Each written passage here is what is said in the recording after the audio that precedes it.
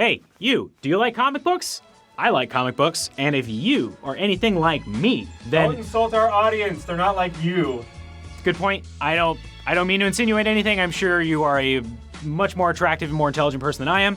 I just mean that we both like comics, and if you're anything like me in that regard, you're on the lookout for cool new comic books. So here we are with the second episode of Comic News. I want to tell you about a brand new publisher that is doing some pretty neat new things, treading some new ground, and I've read all the books in their opening lineup. So before we talk about that, though, I want to thank our patrons. Thank you guys so much. Absolutely sincere thank yous all around to people, wonderful people, more attractive and more intelligent people like Beryl and Bruce Templeton, and all of these guys are here or here. I don't know where he's going to put it. Thank you guys very much. It's been very neat. We picked up some new patrons recently with some of the stuff that we've been doing, and it's been awesome. Big confidence boost for us. And TKO, here we go.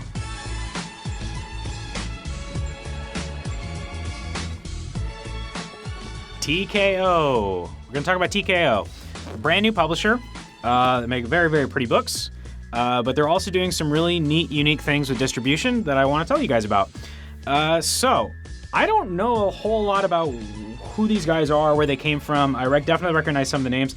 I think that some of the people that are involved in the actual guts of the thing may be like Hollywood, like guys that write for TV shows, produce movies, produce TV shows.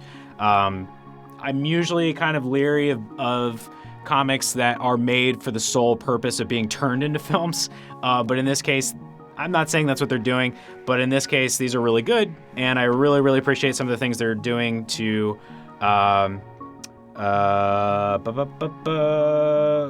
innovate in comic book distribution.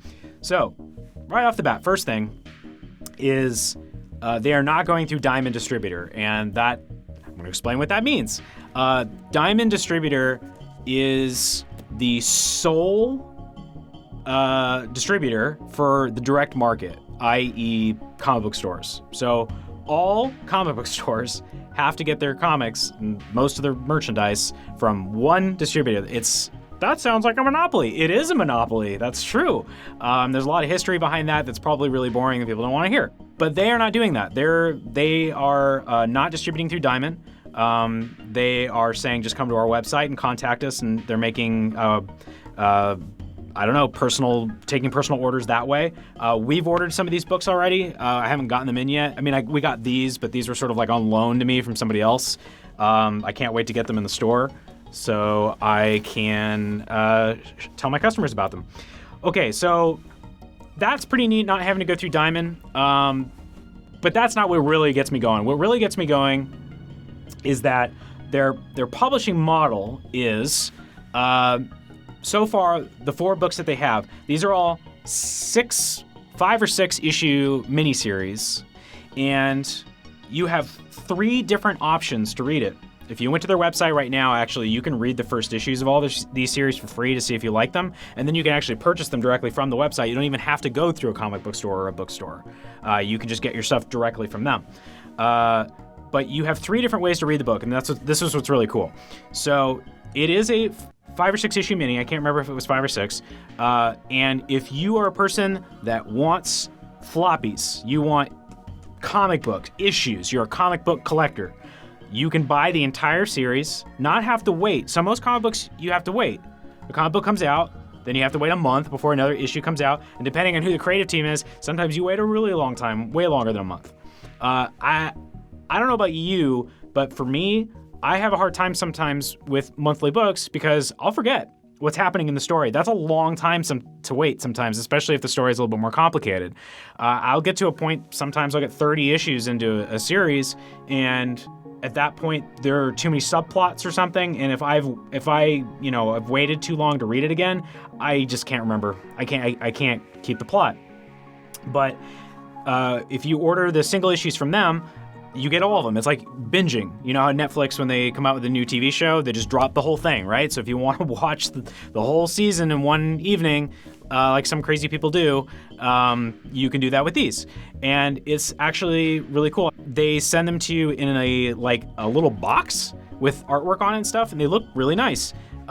Even if you're a person that doesn't want to put your comic books in like a short box or a long box, like most people traditionally do, you can keep them inside this cool little slipcase kind of thing, and this looks like it would fit right on the your bookshelf. So anyway, that's really neat. You get the different covers, different cover art, and if that's the way you like to, read your stuff, then great. But if you're not into that, they also will send you the whole thing in a graphic novel, in a collected edition. And then if you're really not into physical media, you can read the entire thing digitally. So they got pretty much everything covered, but what I mostly like is the binge aspect of it. There's one thing that kind of drives me nuts is for one issue of a comic book is traditionally only about 22 pages. A lot of times when a first issue comes out, it's becoming more popular to have a longer first issue.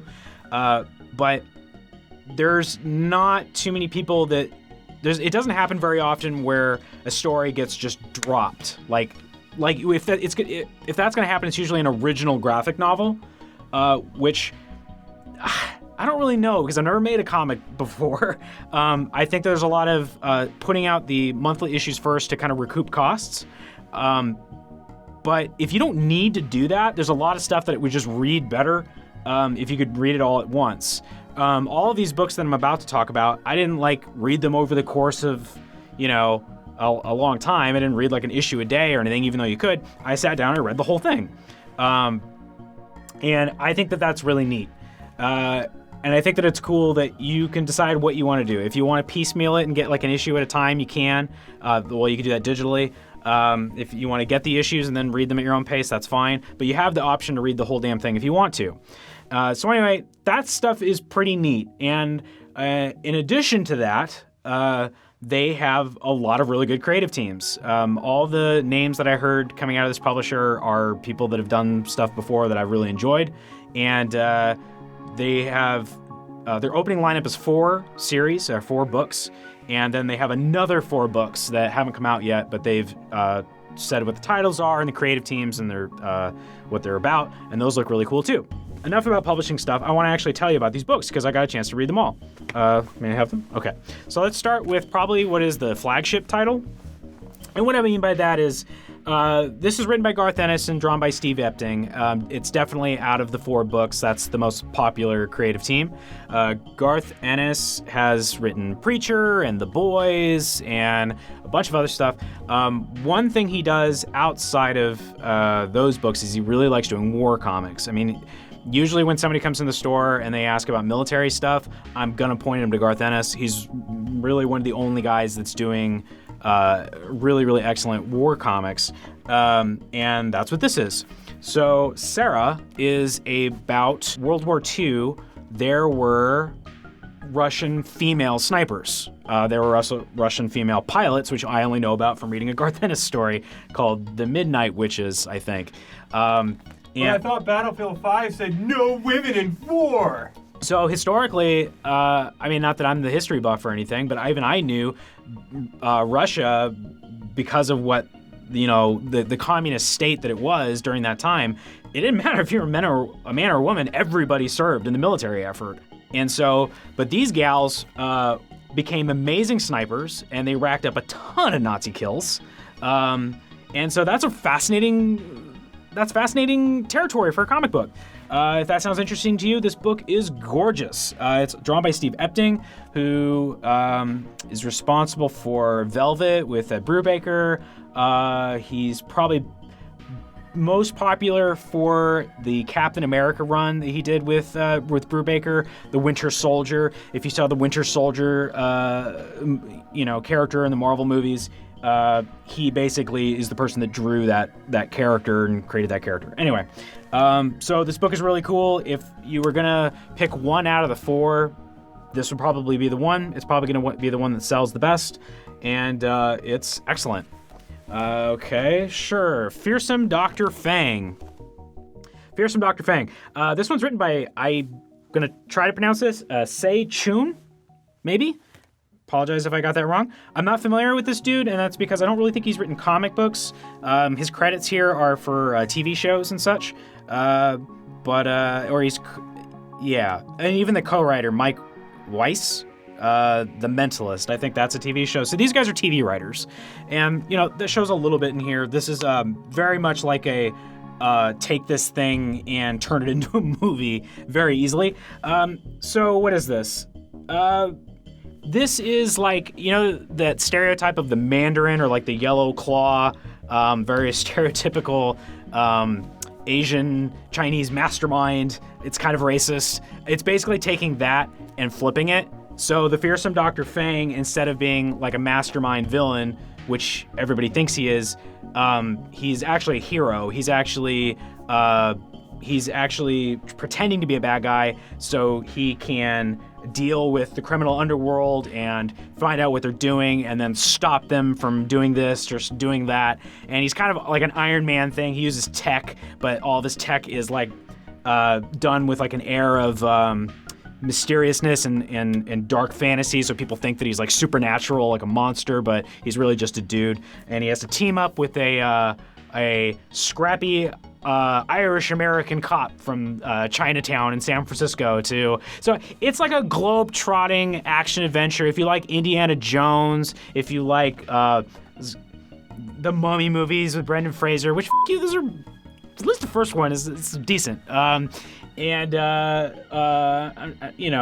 Stuff like really anything, like martial arts, like any kind of Chinese fantasy. Help me out here. What's like a, not martial arts, but like big Chinese fantasy, or like during like the 20s or 30s or something like that? You don't have anything for me? Oh, how about like Kung Fu Hustle? Kung Fu Hustle. Yeah. Like Kung Fu Hustle would be another good example. Anyway, the artwork is absolutely gorgeous. The artwork in all of these books is just really good. The coloring as well. All of this is awesome. And that brings me to, I forgot to mention this, so one of the things that TKO is also doing is if you order a graphic novel from them, you're not going to be able to tell this on camera because I don't have anything to compare it to, but these are oversized, which is not typical of paperbacks. They're usually closer to like 8.5 by 11, kind of. They're closer to the actual size of comic books are on the stands. But this is much bigger, and it's a really, really nice format. You can see the artwork really pretty. You could probably even see it on camera. No, you can't? Not at all? Okay, we tried. It's nice, non-gloss paper stock. I hate gloss. You just rub this on your face. It feels so nice. Smells good. This is just exactly, I wish all books were like this. This is my preferred reading method. All right, moving on from Fearsome Dr. Fang. It's no Maxim magazine. It's no what? Maxim. No, You're glossy? Yeah. You would rub Maxim on your face. Why? For different reasons. Because they had cologne samples in the books. Oh, okay. Anyway. Fun stuff. So this one, 7 Deadly Sins. This is same writer as The Fearsome Dr. Fang, but I like this one a lot more. This is actually probably my second favorite book of the lineup because it's a Western, and I love Westerns. The Fearsome Dr. Fang is kind of like, if that was a movie, it'd be like sort of PG-13. There's not like a whole lot of like crazy stuff in it. It's kind of like a fun, like I said, Indiana Jones style adventure. This is a straight up rated R spaghetti Western, violent, nasty Western. It really reminded me of a Spanish Western I just watched on Amazon Prime called Cutthroats 9. If you haven't watched it, you should watch it. It's an obvious, if you liked Hateful Eight, you should watch that because there's no way that he didn't take a lot of inspiration from it to make Hateful Eight. Also, if you like Hateful Eight, you should read 7 Deadly Sins. Again, just amazing, really cool artwork, very gritty, very animated, very colorful. The colorist on this book, I don't know how to say his name, Giulia Brusco. I did the best I could. He is the colorist on... Yeah, Django Unchained, which was the comic book adaptation they did of the movie, but also of Scalped, which is a fantastic rural crime book that takes place on an Indian reservation. So it's kind of a Western. It's all dusty and gritty and gross. This guy just really knows how to color Westerns, and it's awesome. This is probably my second favorite. Sarah's my first favorite. This is my second favorite. My third favorite, I don't have, unfortunately, but I did read it, and I'll show you a picture and some artwork right as I'm talking about it. It's called Goodnight Paradise. And that is from the same creative team that did a really awesome reimagining of Unknown Soldier in the early 2000s, which is a really, another really gritty, dark, kind of crime action book that took place in. Did you see what was the Netflix movie with Idris Elba where he with the kid soldiers? You know what I'm talking about? Beast of No Nation. Beast of No Nation. That kind of stuff. Beast of No Nation kind of stuff. So those guys really know how to like look at pretty serious, challenging subject matter. This one, Goodnight Paradise, is a murder mystery. It's like a crime murder mystery, but the main character is a homeless person, and the whole thing takes place on the boardwalk of Venice Beach. And it takes place during the Malibu fires. So this was actually really recent. I thought it was fascinating as a person who lives in Los Angeles County. I thought it was fascinating to see. The story was as much about Venice Beach politics as it was about the murder mystery. It's revolving around, as I said, the Malibu fires. It was revolving around Instagram, which wanted to move into Venice Beach, and that was a whole thing. You don't need to be a Venice Beach resident to find this stuff interesting. I thought it was really cool. It was a unique setting to tell that kind of a story, and you'll learn a lot about homelessness, gentrification, and just kind of LA culture in general when you read it. So that's Goodnight Paradise. So that's it. This is a really, really strong lineup. Like I said, you should go check out their website. If you don't have a local comic book store, or if, you don't want to buy this from Amazon, you can go to their website. You can get the digital issues there, or get those really cool comic book box set things. TKO for Technical Knockout. Actually, I have no idea what TKO stands for. Anyway, That's what TK stands for. well, I don't mean like in. I don't know if they mean it to stand for something else. Total cool online. Total. Crazy cat. Yeah, I don't know. It's weird.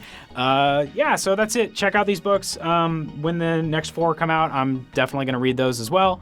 And anyway, it's just kind of neat to see people doing different things, still coming out of the woodwork to surprise you. And I just wanted to share it with you. So thank you for listening to me. And I will see you next time on Comic Book News with AlphaRookie. Bye.